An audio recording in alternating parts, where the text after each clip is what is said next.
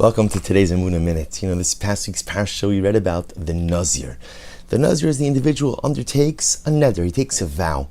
And part of that Nazirite vow is he abstains from going ahead and cutting his hair.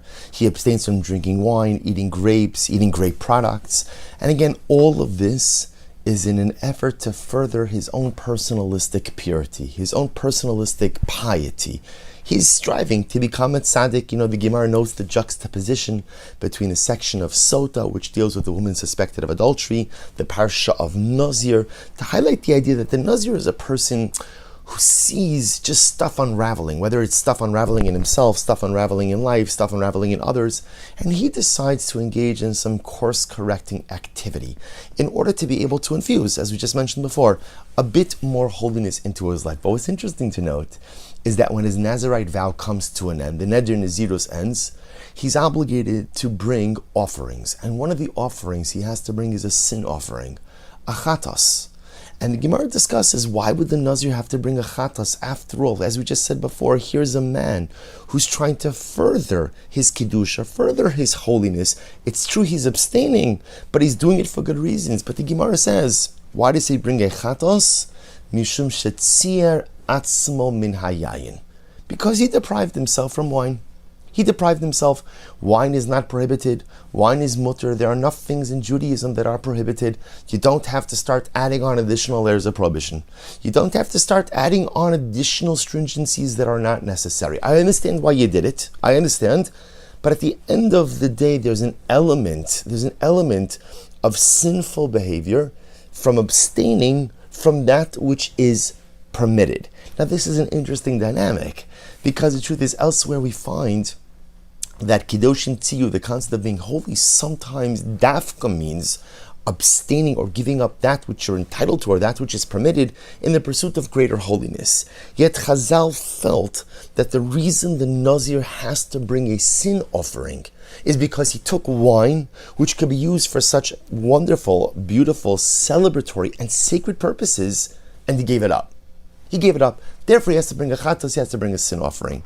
And I saw a beautiful idea by Rav Kook, of Avram Yitzchak HaKohen Kook, Zecher Tzadik V'Kadosh Levracha.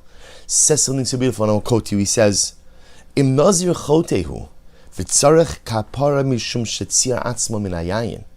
If the Nazir has committed a sin, in that he has abstained, he's withheld wine from himself, he denied himself a permissible pleasure, and therefore, as a result, he has to bring a sin offering. Ha'adam tzarech litain din v'chashbon. So to every person has to give an accounting judgment. Al kol ma shera'a v'lo nehana mimenu.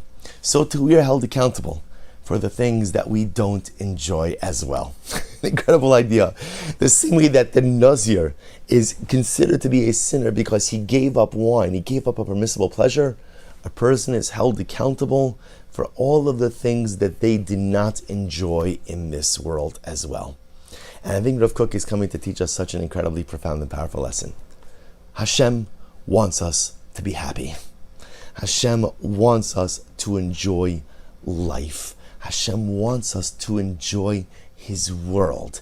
If Hashem didn't want us to enjoy His world, then He wouldn't have made it so beautiful. If Hashem didn't want us to enjoy food, He wouldn't have made it so delectable. If Hashem didn't want us to enjoy scenery, He wouldn't have made it so diverse. If Hashem didn't want us to enjoy going different places, then He wouldn't have made so many different landscapes and so many different climates and so many different topographical realities. Hashem wants us to enjoy the world. He wants us. He made a world for us to enjoy.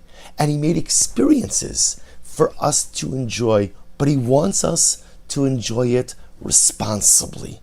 And He wants us to be happy.